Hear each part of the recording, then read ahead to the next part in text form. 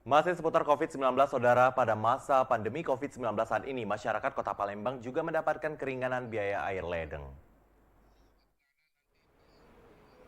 Bila sebelumnya selama pandemi COVID-19 warga mendapatkan keringanan, bahkan pembebasan biaya listrik oleh perusahaan listrik negara, kali ini warga di Kota Palembang juga mendapatkan keringanan biaya air ledeng yang dikelola PDAM Tirtamusi.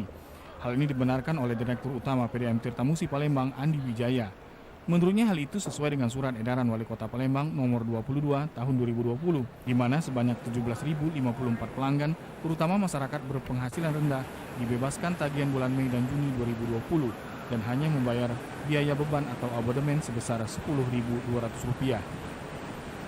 Jadi untuk pelanggan-pelanggan subsidi dengan kelas 1A, 1B, 1C dan kelas pelanggan MBR pada kelas 2A itu akan kita bebaskan atau tanpa biaya atau free gratis untuk rekening air bulan Mei dan bulan Juni.